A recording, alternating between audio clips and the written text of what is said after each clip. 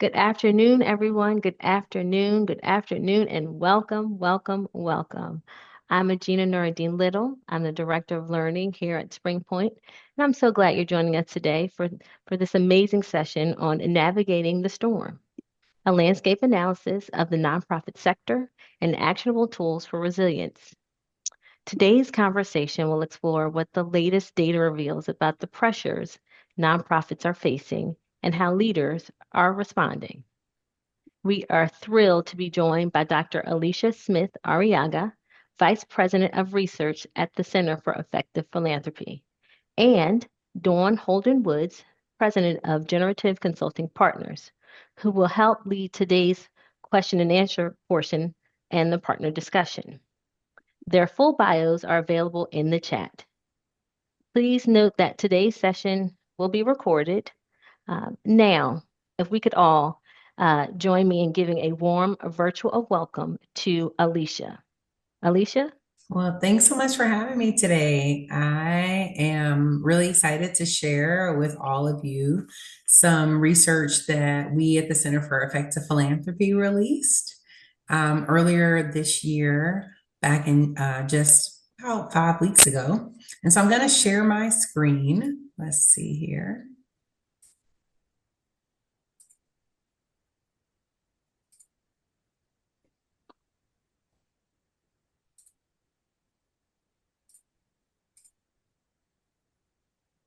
Okay, hopefully everyone can see the slides. Perfect. So, as I said, we published this report a few weeks ago, and I'm really excited to share the data with you today.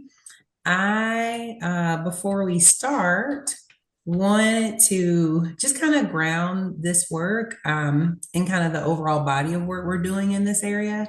When we released this report, which you see pictured here on the left, we also released it with a 2-page version, which is focused for foundation boards, because a lot of what we're hearing from the field is that nonprofits are fully aware of the environment that we're operating in.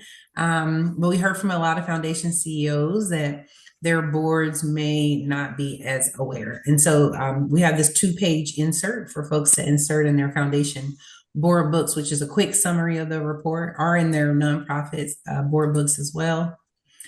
And then, of course, before I get started, I just want to acknowledge all the funders of this work who we're really appreciative of.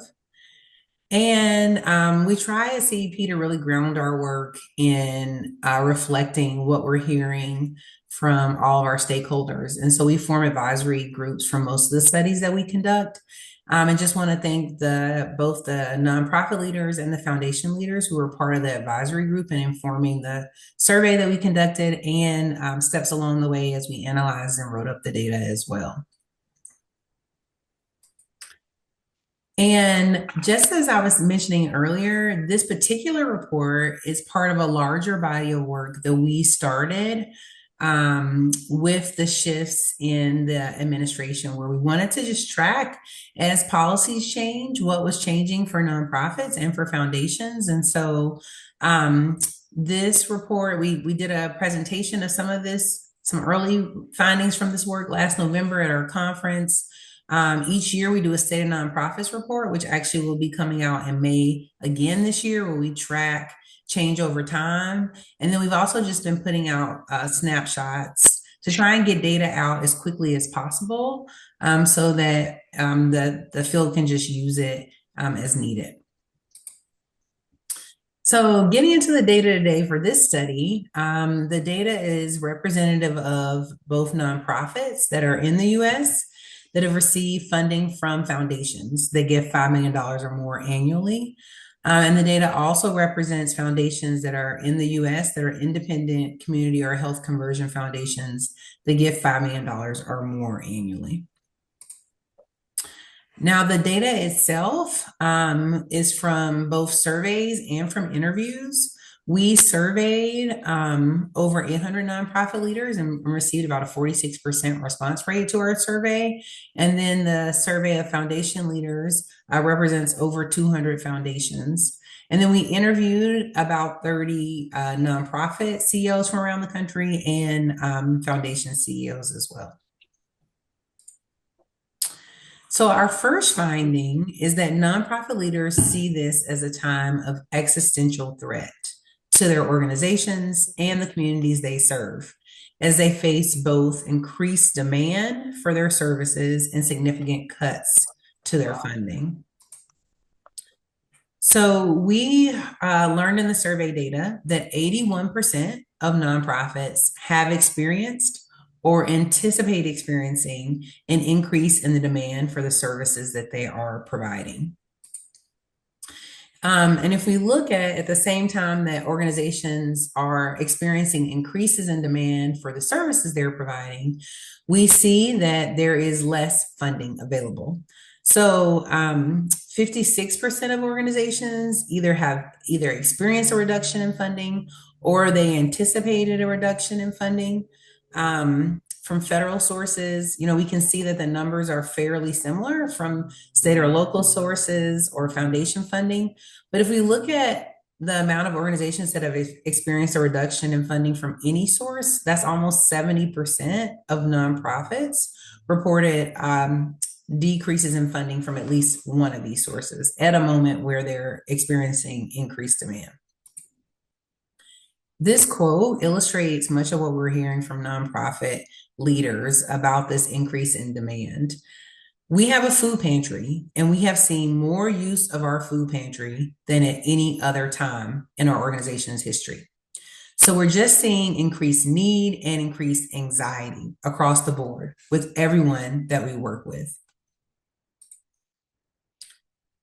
And when we ask leaders about how their ability looks to carry out their work at this moment, 71% of nonprofit leaders reported that they were concerned about their organization's financial stability, and 68% of nonprofit leaders say that the current context has had a negative impact on their ability to carry out their work.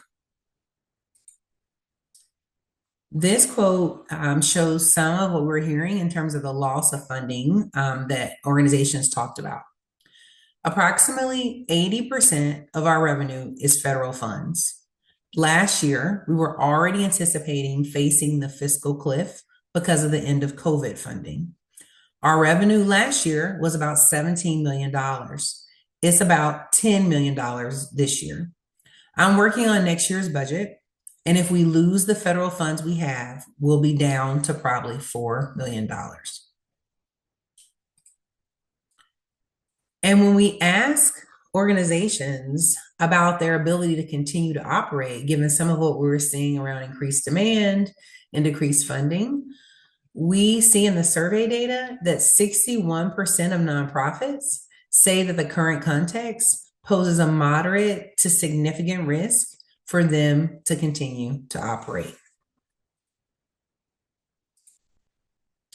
Now, even with this increased demand and decreasing funding and the threats to organizations' ability to operate, we know that nonprofits are creative. And in this moment, there are all kinds of actions that organizations have been taking in response to this environment. So we see that the majority, almost 90%, are pursuing funding from new funders or new donors. We see that organizations are increasing giving from existing funders and donors. They're using reserve funds when necessary. And in some cases, they're having to either reduce their programming or services or reduce staff positions. Now on to finding 2. And that is that many foundation leaders recognize the high stakes of the current context for nonprofits, and they have made changes to their grant making and their processes in response. What we heard in the survey from leaders is that 87% of foundation leaders reported that they're experiencing an increased demand for funding in 2025. And that funders were really aware of many of the challenges that grantees were facing. And so here we see that most foundations, 50%, say that that they're aware that some of their grantees have faced an increased demand for programs.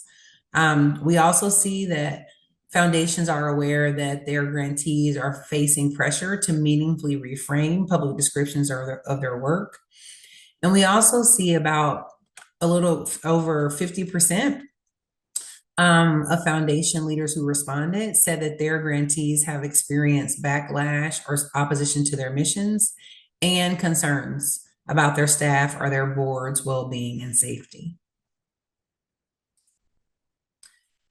And if we look at how funders have responded to what they're seeing and hearing from grantees, they have definitely responded with providing emergency and rapid response grants. So we see 64% of funders have provided rapid response grants or increased their funding, increase the providing of emergency grants. We also see that there are funders that are providing new forms of assistance beyond the grant. Some are providing more unrestricted grants. Others are changing their payout rates, and others are trying to think more about multi-year grants. This quote really illustrates some of what we were hearing from foundation leaders as they talked about some of the changes that they were making. So I think for any organization, how you show up in moments of challenge really defines you. That was one of the rationales we went with to our board. Yes, 5% is a floor, but it's always been set at 5%. And they're referring to their payout rate here. Our framework and criteria for when we consider giving more should not just be when we're able to. It should be based on the needs of the community. First and foremost, we are here to serve the community. This quote also illustrates some of what we're hearing. We basically backed away from reporting requirements, so the grantees wouldn't have to adhere to the reporting requirements if they wanted to just tell us over the phone how things were going. We wanted to give them as much flexibility as possible. And we see that foundations are also responding with all sorts of assistance beyond the grant. 63% reported new collaborations or partnerships with grantees. 59% are partnering with other funders. They're also providing resources for staff well-being, assistance with legal support. Fiscal sponsorship is something that also came up that foundations are providing as well. This quote illustrates some of the assistance beyond the grant that we were hearing about from foundation leaders in this moment. We focused on building up leaders in our community, recognizing their talents and gifts so they can meet this moment. Right now, this is just as important as money. Seeing these leaders, affirming their worth, and letting them know we believe in them. It matters. Now, on to finding 3, the final finding, and that's that many foundation and nonprofit leaders believe that foundations have an even larger role to play in supporting nonprofits during this time. And many suggest that foundations could and should be doing more. So, of the foundation leaders that we interviewed, 81% believe that foundations have a significant role to play in supporting the nonprofit sector. However, 20% of leaders do not believe foundations have much responsibility to help nonprofits navigate the current context. This quote illustrates some of what we're hearing from leaders who thought that foundations have less responsibility in this moment. Regardless of this or any other shortfall, nonprofits have to understand that it's not the requirement of the foundation to make sure they have enough operational funding. If they try to grow beyond their means, it's just like household funding. You have to grow to an extent that you can take care of yourself. And don't expect somebody to give you money because you want it. Now, when we ask both foundation and nonprofit leaders how satisfied they were with with foundation's responses in the current context. 42% of foundation leaders are dissatisfied with how foundations are responding, but 93% of nonprofit leaders were dissatisfied with how foundations are responding in this moment. This quote illustrates some of what we're hearing from foundation leaders. In this time, I've really been questioning the value and utility of institutional legacy philanthropy. I see institutional philanthropy, which has never been the boldest of players, moving more and more towards so-called non-controversial areas of work. And when we ask nonprofits what would be helpful in this moment, or how they rate how foundations are responding in this moment, we see that in terms of understanding the challenges that grantees are facing, 93% of nonprofit leaders, of foundation leaders, rated themselves as really understanding what nonprofits are seeing, what nonprofits are going through in this moment. And we see that the numbers are also pretty high for responsiveness, communication, in terms of foundations rating their own effectiveness in this moment. But if we look in orange here to nonprofit leaders' reflections on this same data, on these same questions, we see that only 54% of nonprofits believe that foundations really understand the challenges that grantees are facing in this moment. And so, when we see these discrepancies around responsiveness, and especially this piece around understanding challenges, it raises some questions around really making sure communication is happening to understand what is going on in communities right now, and that discrepancy that's apparent between both funders and nonprofits in this context. Now, when we asked both nonprofits and funders how foundations can be most helpful in this moment, the things that we heard most were by providing capacity building supports, were one of the top things that nonprofits asked for, and also better communications as well was at the top of the list. This quote, I think, really sums up well a lot of what we're hearing from folks in the interviews about what might be good ways to move forward. So we foundations are part of civil society. That is incredibly unique when we think about other countries. Private philanthropy, in particular, has enough independence and freedom to use our resources in ways that others cannot. We have a responsibility to fight back and push back in this moment and to be strategic. So, in conclusion, just to reiterate the findings, nonprofits are facing existential challenges as they face both significantly increased demand and decreased funding. Funders have already made changes to their grant making and other processes by taking steps like increasing payout, providing emergency grants, and giving more assistance beyond the grant dollar. However, most foundation and nonprofit leaders believe foundations could and should be doing even more to support nonprofits during this time. So CEP, we're continuing to collect data on how the sector is navigating these challenges throughout 2026. And as I mentioned, we'll be releasing a new report in May on the state of nonprofits and what leaders are navigating this year. So I will stop sharing my screen and I am happy to answer any questions.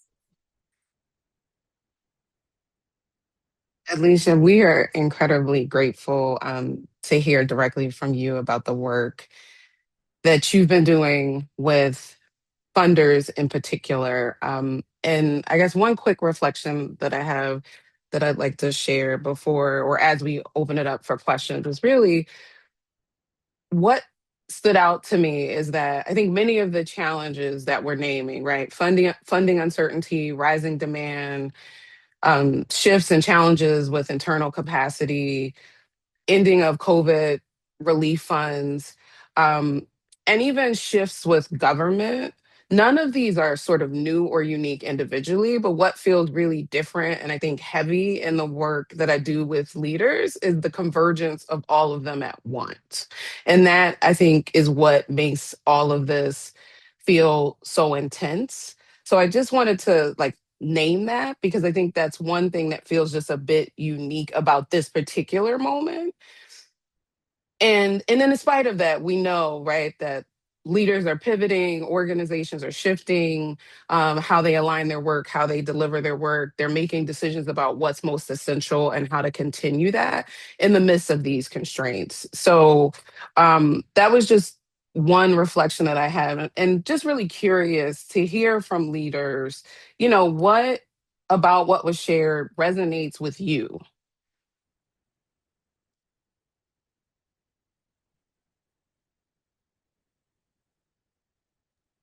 I'll I'll go. Hi, everyone. My name is Els.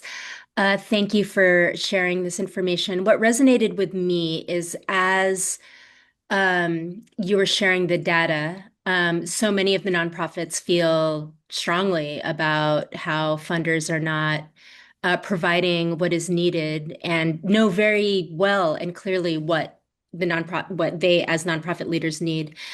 Um, and it feels like we've been talking about this for a long time. Like this has is it's been trending for a long time and it's just way more urgent and crazy now because of the current context.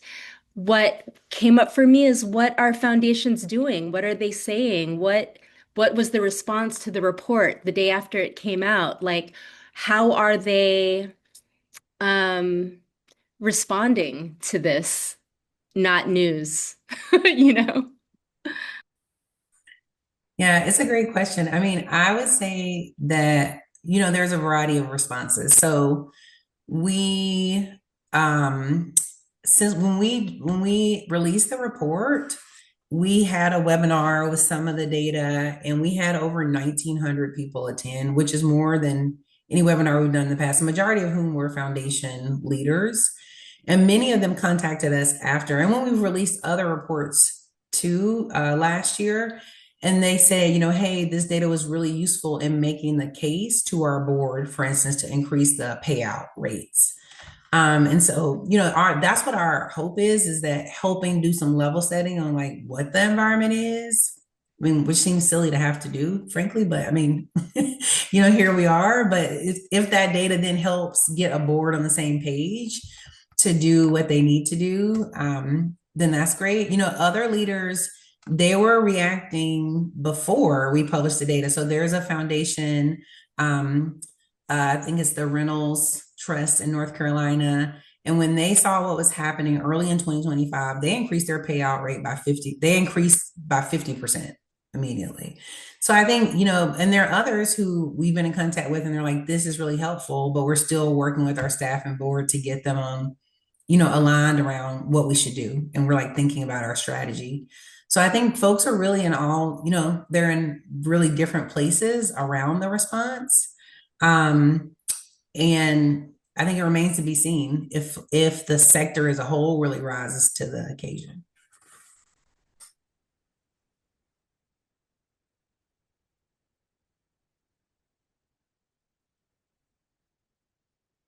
So I know there have to be some other questions. So I'm looking through the chat now. Um, Sanaya, I see that you have a question. If you're able to come off mute, would you like to ask that question?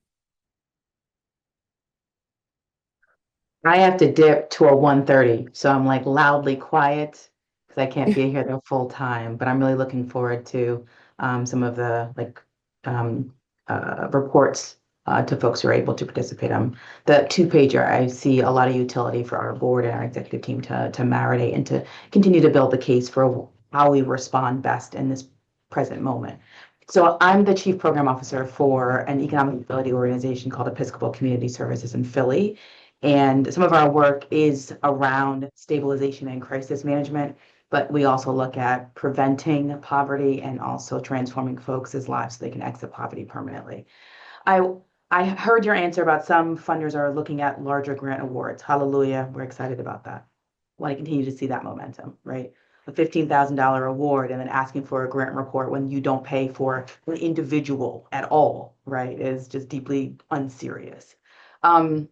So that's good to hear. I'm curious about if the question we get sometimes is, how will you keep this going when funding is no longer available, particularly with this acute crisis that we're facing, and the existential threat that you nicely laid out. I wonder if you heard from funders if that question is being re-examined in terms of the application process.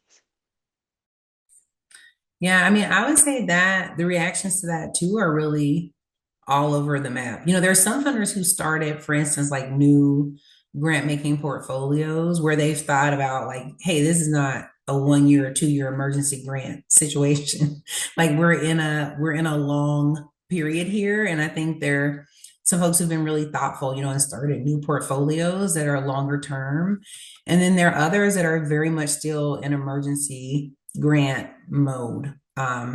And I think, we're at a moment where I think you're raising a good question. Like emergency grants were helpful the first year, but we can't just, an emergency grant is no longer an emergency if you've done it 4 times in a row, or 2 times in a row.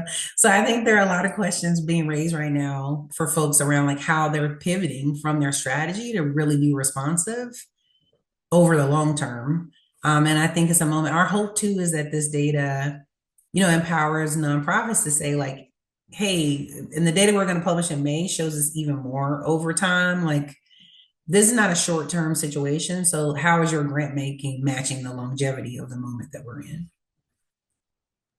Thank you.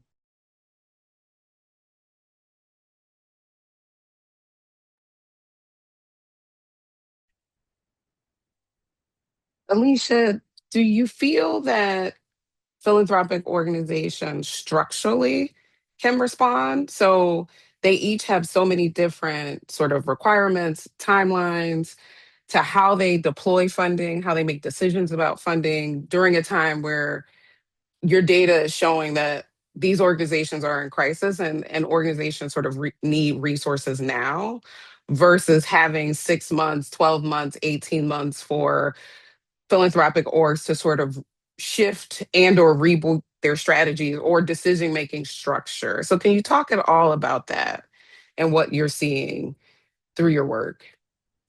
Yeah, I mean, we see in some with some funders that we've talked to that they have, been able to stand up really quickly, like a new grant making portfolio that's like focused on the current moment.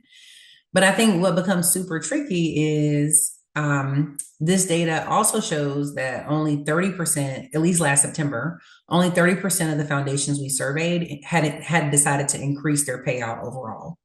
So essentially, if you're a foundation and you're like, oh, nonprofits are going through a lot, we're going to start a new portfolio focused on this moment. But if you don't increase your overall payout, basically you're using the same amount of funds, right? You're in some ways like not really doing, you're kind of just moving funds around in a way.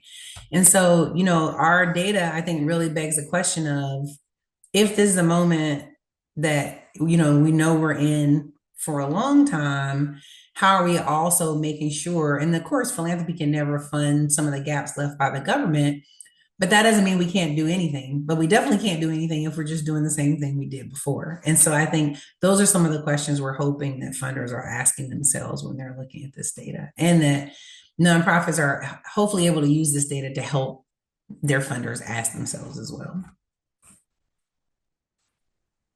Julia, we see that you had lifted up a question in the chat related to fiscal sponsorship. If you feel comfortable, would you mind coming off mute and asking that question while we still have Elisha? Yeah, absolutely. Elisha, thanks so much for your presentation. This is really interesting. I know you mentioned like fiscal sponsorship as kind of a strategy or response, and I was curious like in what ways you were seeing that. Like, is that more organizations are choosing to stay fiscally sponsored versus like obtaining their own 501c3 status? Are we seeing new organizations form and they're opting into a fiscally sponsored relationship? Just kind of like what that looked like, or conversely, too, organization foundations potentially having less overhead or making it an easier arrangement for folks that they are fiscally sponsoring. Yeah, that's a great question, Julia. I mean, we're hearing a little bit of all. So in the interviews where we dug more into that question, we heard examples of all of those kinds of things, right? So sometimes there were organizations who were, um, they were trying to think about like new creative funding mechanisms. And then to do that, we use a fiscal sponsor, to like launch that new piece of work they were doing. Some organizations were thinking about it because they were trying to think about ways, given the work they were doing, whether it was in immigration or climate or other ways, to try and like think about risk in different ways and like where they were placing risk. And then some organizations were just thinking about maybe they were considering merging with another organization. And in that case, we're thinking about the possibility of using a fiscal sponsor. And so it really ran the gamut in the interviews where we try to dig in more and understand like how folks were thinking about that. But we heard also just anecdotally a lot from funders that grantees were approaching them for technical assistance around, well, if we do decide to go that route, what would it look like? How do we think through that? What's the first step? And so those are some of the things we were hearing about fiscal sponsorship. Thank you so much. If I could Oh, sure. super quickly sneak in a second question. Mhm. I'm wondering, I work with nonprofit leaders. I'm not a leader myself. And one of the things I'm noticing is that nonprofits are still like trying to figure out things that would be happening regardless of the conditions, right? Like typical governance, typical capacity building, like I'll call them like everyday issues, in addition to, the kind of crises of the moment. And I'm wondering if any of the nonprofits you spoke with, like, spoke to how they're dealing with kind of the tension of being able to both meet this moment, but also like keep a strong foundation for kind of those everyday parts of their organization. Yeah, yeah. In the interviews, there were definitely organizations that mentioned just the difficulty of holding. And also last week, and we heard this too from foundation leaders, the difficulty of holding like the long term with the current moment. And that is something that a lot of leaders are navigating right now. The the report that we'll release in May, I think one of the side effects of that, as one could imagine, is that we've seen like increasing rates of burnout among leaders because of having to balance those, both the long with the short and the emergencies. And so one of the things that when we talk with some of the foundation funders around, what kinds of supports they're providing to nonprofits, some of the things that funders talked about that kind of relate to this are things around like well-being, other kinds of supports, to ensure that leaders have what they need to like hold all the multiple plates that are happening at this moment. Thank you.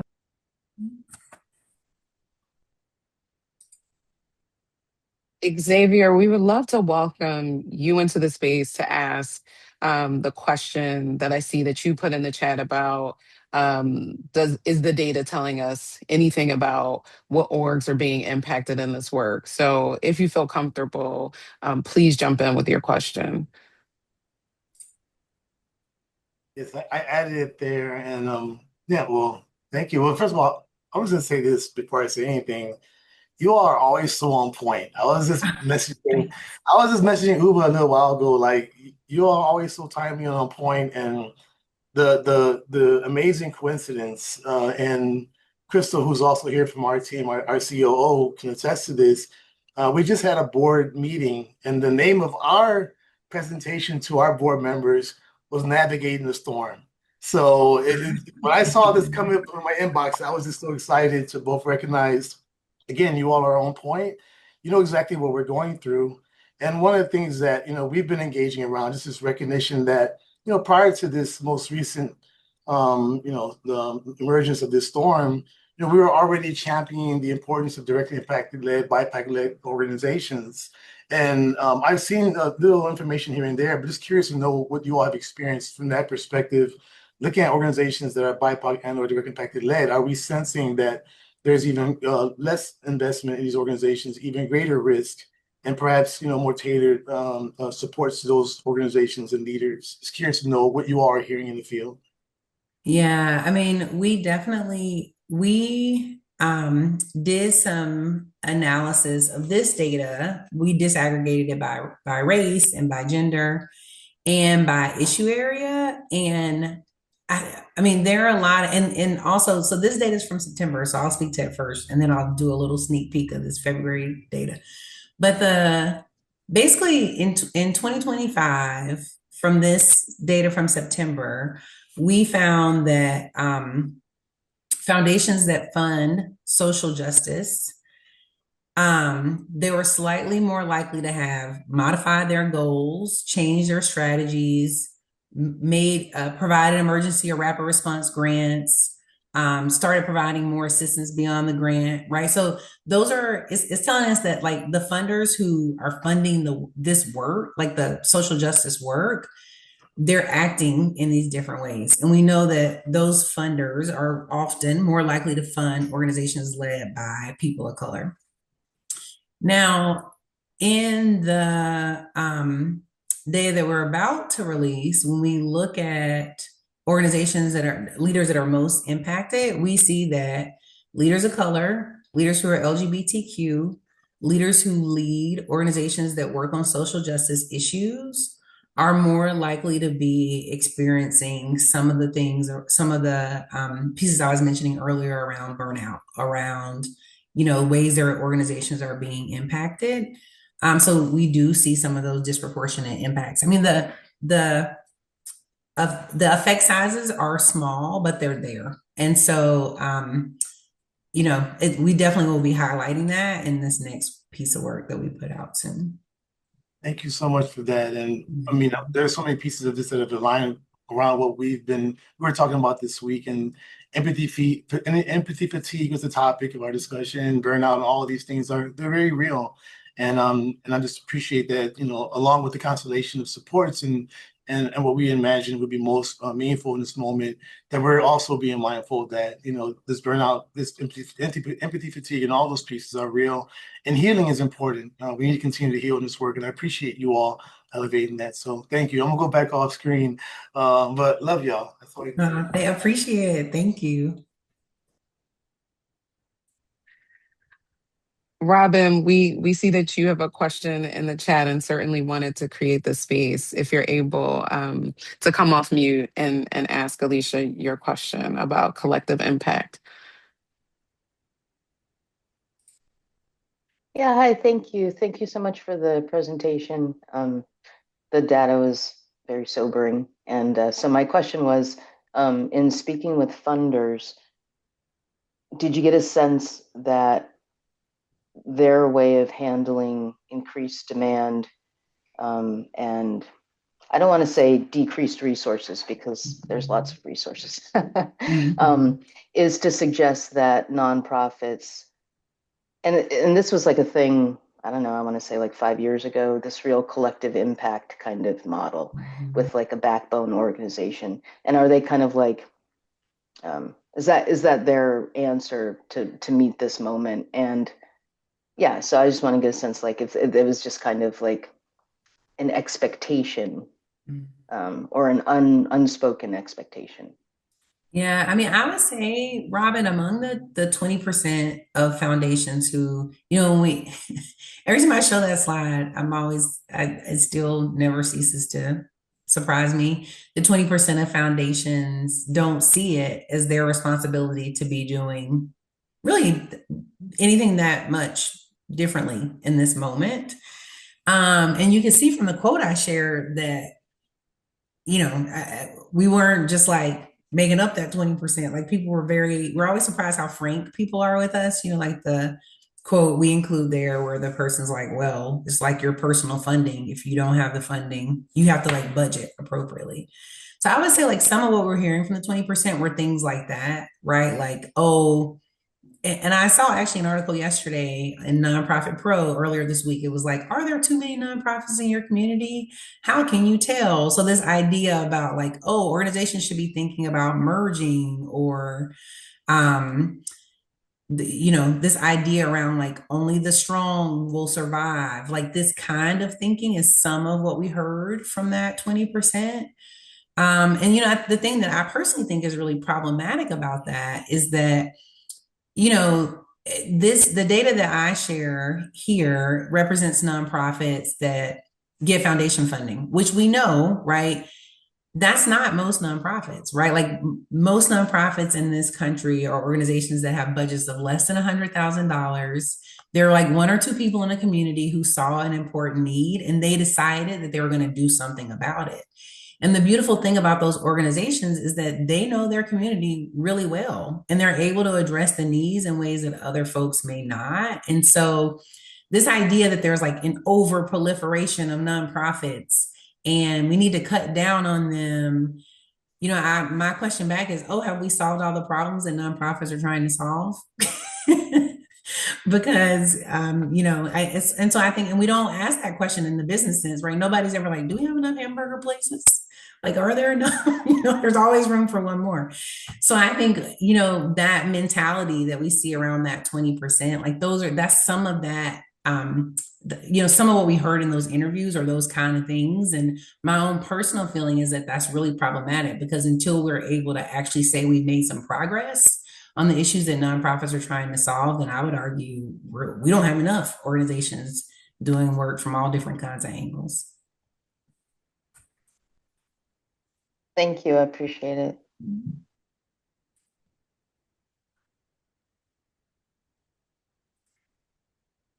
Elisha, one curiosity that I have as we continue to monitor the chat to see what other questions are coming in from our partners would be around how are philanthropic partners thinking about how they're evaluating the risk profile of nonprofit partners in this moment, right? The sector, there's always been, limited reserves for orgs who had them. And, cash available is tighter now than it's ever been.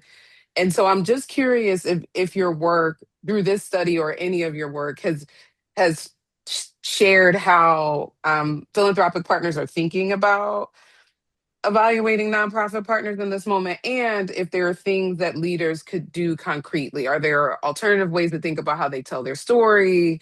But that's just one of the tensions that has come up for me. The need is higher, orgs are more vulnerable, which your data has told us. And like, how are foundations going to choose how to invest and who to invest in? Yeah, Dawn, it's definitely, I think that is it's top of mind for a lot of folks right now. And it's complicated because nonprofits nonprofits are creative, right? So what that means from a budget standpoint is people are planning, right? And they're like, oh, wait, we have to meet this increased need. It's going to mean we need to do some really hard things like lay people off or restructure. So then when you go and look at their budget sheets, and this is what the data that we'll put out in May shows, sometimes you look at the budget sheet and you're like, oh, it's balanced. And you're like, yes, it's balanced, but it's because you were like, as the saying, robbing Peter to pay Paul, right? Like the nonprofit leaders are creative. And so I think in some ways it masks the complexity of what's actually happening and like some of the reasons why burnout is happening. Like, yeah, okay, this organization can serve more people food, but what do they have to do with their staff internally to do that? And so I think nonprofits being able to tell that story of like, yes, these numbers may look similar, but we had to do all these creative things to make that happen. And even with that, we were able to serve this many more people. So I think being able to help funders see some of that behind the curtain that's happening, because it can get masked, because a lot of nonprofits they're so good at doing what they do, doing more with less, that it can mask actually a lot of the complexity that's happening and being able to do that. Mm. And so a follow-up question that we have would be, can you share any upsides from your research related to nonprofits? And specifically, like, are there any examples of some of the things that are happening creatively in this moment that they're using to withstand the moment that you might be able to lift up that might be helpful for some of the partners that are with us today? Sure. So some of the things that we see that we heard from interviews that nonprofits are doing, one really great example was an organization we taught with that works with young people, and they do a lot of media work. And they saw that given the population of young people they work with, some of their funders were starting to pull back. And so they started renting out their space, which is a media space for corporations to produce podcasts. And then the students who are already working in the studio were able to work, to continue doing, like, learning the things they were learning. But the nonprofit created this revenue stream, right? Because the corporation was having to, of course, pay them for the use of that space. And so we've seen some really creative strategies like that, where folks have been thinking about, like, how do we diversify our revenue streams using the resources we already have? Some of the other things that have been really creative are, especially some of the organizations that we talked to who were, serving populations that have really been impacted significantly. They've been able to form partnerships with new funders who they hadn't worked with before. And I think, just kind of identifying who those folks are has been really helpful for them. And then there are other folks who talked about, like, using technology tools to try and help with, like, some of the staffing issues they've had. So, I was actually talking with an organization earlier this morning who talked about using some AI tools around some of their grant applications, or building out tools to help them do that work faster. And so that's been another strategy that folks have used. So, I think there are creative things that people are doing everywhere. And our hope too is with this next report, we can highlight some of that as well. We'll be waiting. We'll definitely be waiting for all of that. Just want to invite our partners, if there are any other questions that you have for Elisha, please feel free to come off mute and ask them, or to drop them in the chat. So just want to create the space for any more questions.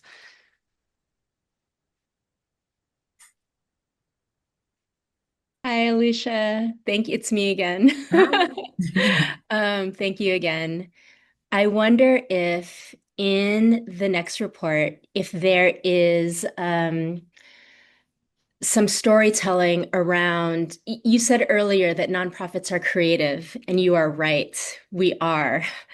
And so much of that creativity is spent doing this narrative and budget, rob Peter to pay Paul. So much of our energy is used toward that than the thing that drives our mission, than manifesting our vision. It's like, it seems so wasted. Is there a way in your report that you can quantify that? Like, this is the cost of not acting now. Yeah, I mean, it's a great question. I'm like, I will go back to the data to the team today. We're, like, currently writing it and see if there are ways we can highlight that, because I agree with you. When energy gets spent around, when the creative energy gets spent on those kinds of tasks, it's not spent doing the things that organizations are doing to serve the community. So, and that's unfortunate. Yeah.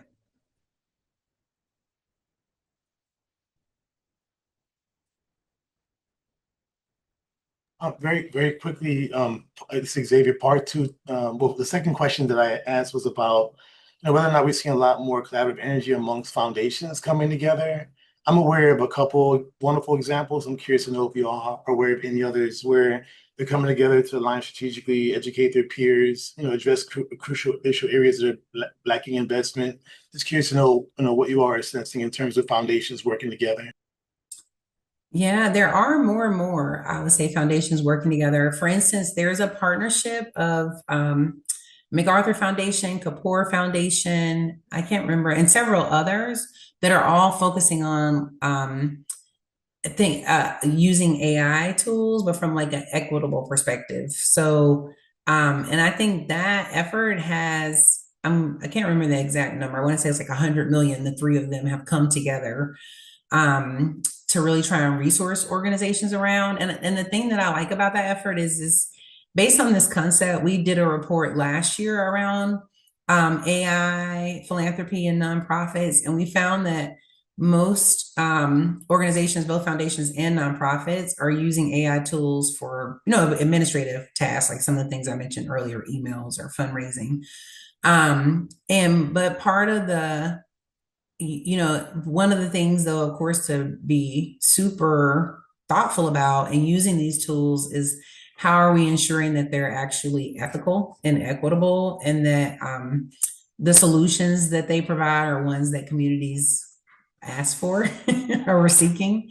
And so, for instance, one example is Mercy Corps, who I think rebranded just last week to a different name, but they were using an AI. They work internationally, and they use this AI tool to identify where crops were most likely to be decimated so that they could then provide some of their hunger relief more effectively and quickly. And so I think the funding that MacArthur and others are hoping to provide around AI is that the hope is to provide organizations some of that space, actually, that creative space, ills that you were mentioning earlier, to really like think and dream with the communities they're working with. How is using AI in this context? Like, what would be a solution that solves a issue that we're working on? Because in the AI report we put out, one of the things that came out is that I think someone from MacArthur said this, and they've done a lot of work in this area, where often with AI, folks are intimidated and they feel like, I'm not the expert, I don't know what to do. But actually, if you're a teacher or you're a doctor or you're a dentist, like, you're the expert in that thing. So you're best positioned actually to know how that tool would be most useful. And so that's just one example of a funder collaboration of folks coming together. And then there are lots of folks coming together around democracy and voting and voter engagement and that kind of thing too, as well.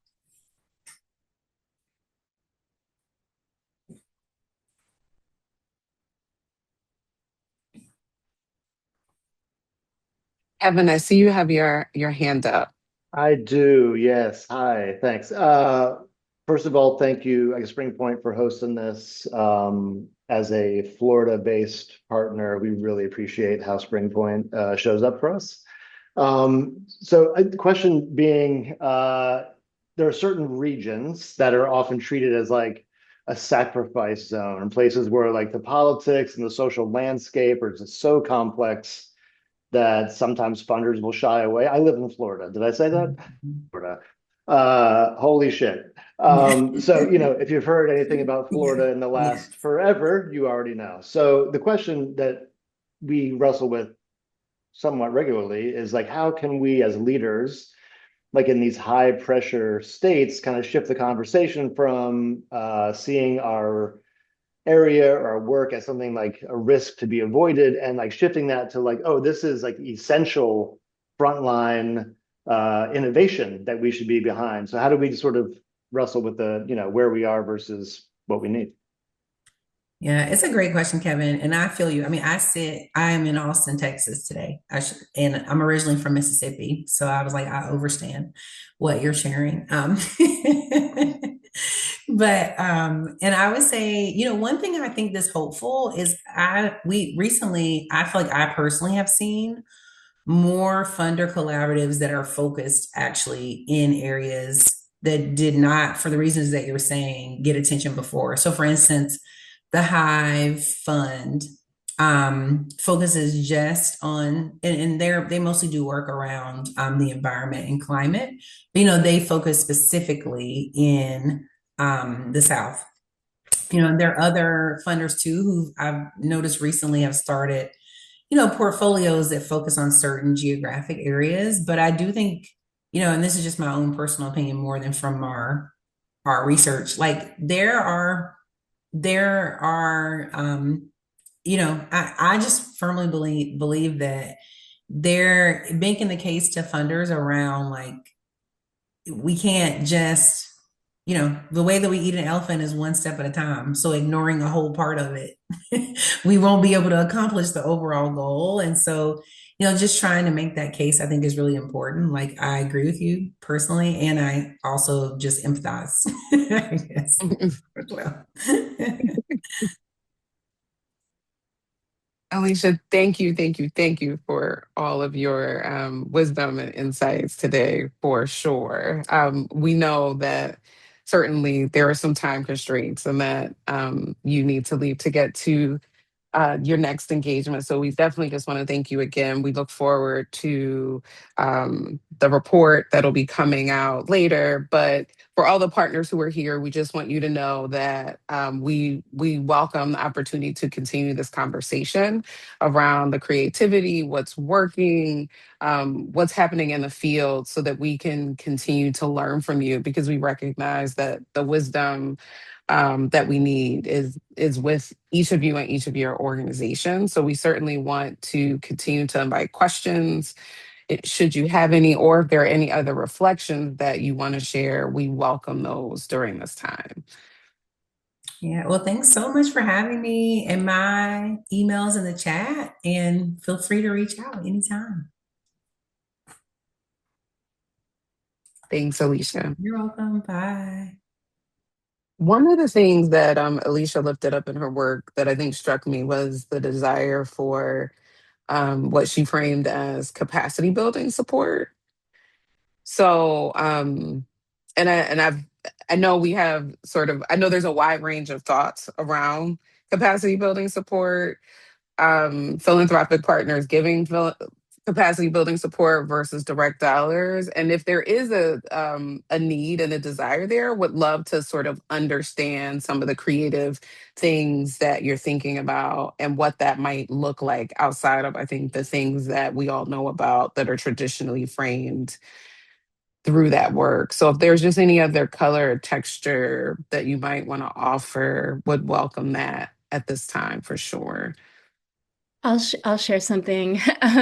What I've been thinking about is that while it's nice to have this asset of this very official report with these statistics that plead our case, that funders have known this, and that funders are made up of individual people.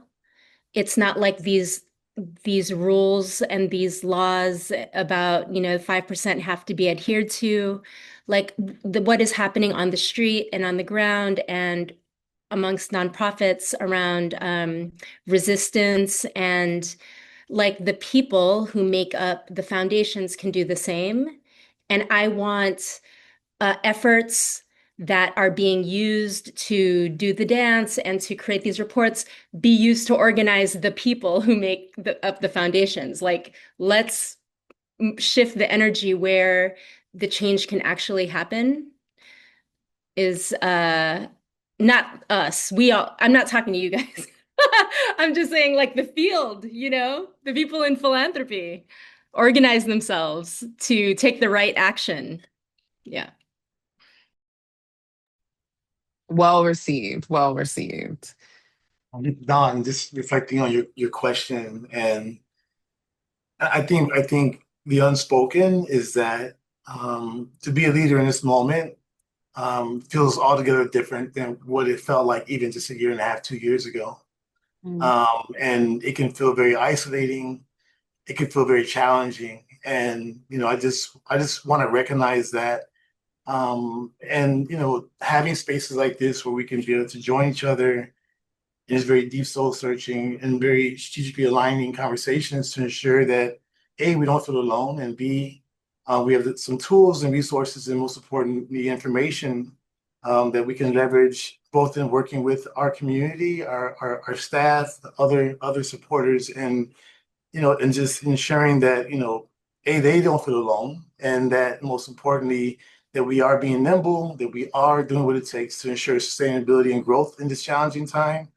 But for all the leaders on the screen, I just want you to know that, I feel that unspoken every day, and we are not alone, and we have each other. And I just wanted to elevate that, and just want to thank Spring Point, always bringing the right voices and information that we need. So just want to acknowledge the fact that to be here today feels different than what it felt like even 2 years ago. And I think it's important just to recognize that we need support, and we need to feel that, along with, of course, the important steps that we can take to navigate the challenging landscape, that internally, and we're even working with our teams and our staff, that we are addressing those innermost needs.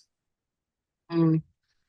Xavier, I don't want to put you on the spot, but since you just had the floor, I'd love to ask, in spite of everything that you're holding and the increased isolation, do you feel comfortable sharing at all what you're doing in this moment to sustain yourself? And I'm posing it to you just because you had the floor, but it's certainly open to anyone and everyone. Yeah, I mean, I feel so fortunate, even before these challenges have surfaced. Like, I've always felt that my organization, and I'm speaking as someone who's directly impacted by the issue. I should give some context. I'm formerly incarcerated. I served 13 years in prison. I went in as a child, came out as an adult. I worked in an organization called the Campaign for the Fair Sentencing of Youth that's laser Mm. focused on ending extreme sentencing of children. So it's deeply connected with my past, driven with that very strong sense of purpose and identity. And I've always said I feel like our organization and our movement has been somewhat of an oasis. And what I mean by that is that I've always felt valued. I've always felt that my life experience matters, and that my expertise and intuition in these areas of in our efforts have been important. But even more recently, in recent years, as an organization, and perhaps my experience is a microcosm of the greater efforts we're making, or the manifestations of that great healing that comes from healing justice, that comes from recognizing the importance of self-care, community care, and well-being, having events and initiatives that foster that are deeply committed to undoing the traumas that have existed before, during, and after incarceration, and seeing our healing journey as part of a larger community's healing journey. And so I feel fortunate in that way. We've done everything along our equity journey to ensure that that the likes of myself and others who are very proximate to these issues, while we're trying to fight and beat away against overly punitive systems, are also supported. So I feel fortunate, and even as the executive director at the campaign, I still feel myself very much as a beneficiary of these amazing people in our community. And so I don't know what I would do without my team, without our board, without our community, without our supporters. I do feel seen and supported, and I feel very fortunate. But that doesn't do away the challenges, right? And I think, well, it helps to give us the resilience and strength to sustain and continue to grow this work. But most importantly, I feel a deep desire to ensure that others are similarly supported and can feel hope despite all the existing order of things, that we can wake up feeling committed, just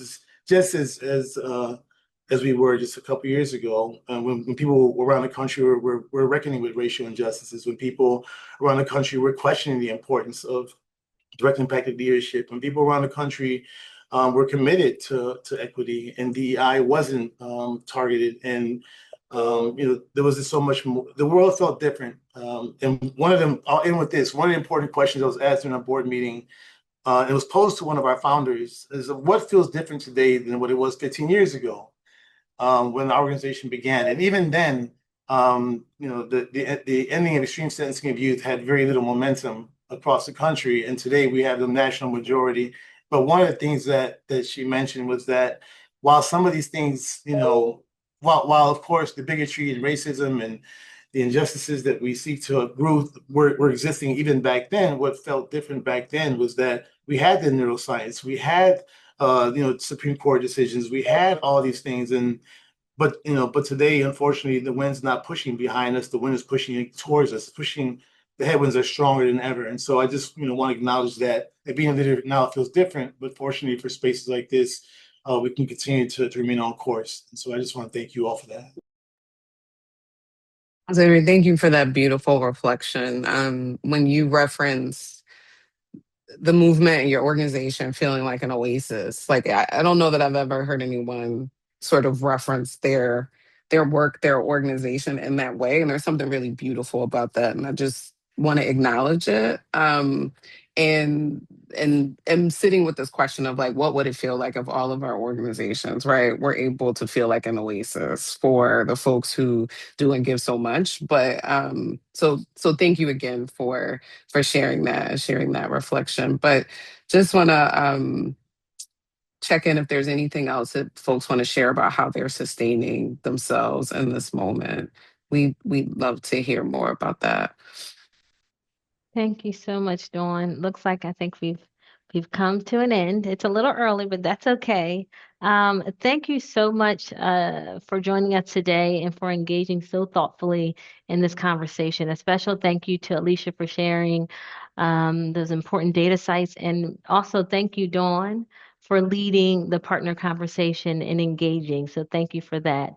We'd also like to thank our partners at Witty Gritty for supporting today's event. So we always have a couple housekeeping notes, so please keep an eye out for a follow-up email, which will include the presentation and additional resources. And before we wrap up, please take a moment to scan the QR code that will appear on the screen or use the link in the chat to complete a very short survey. Your feedback is truly appreciated, and so as we continue to build our learning sessions and our topics, the feedback that we receive from you all is very helpful. So if you could take a moment just to scan the QR codes, just 4 quick questions. If you could respond, we would greatly appreciate that. And then lastly, for our Philadelphia area partners, please save the date for May 20th when we host a full day, a governance session featuring national and local thought leaders. May 20th. So mark your calendars. Thank you for being a part of this learning community today. We look forward to seeing you at an upcoming session. Have an amazing afternoon. Thank you so much, everyone.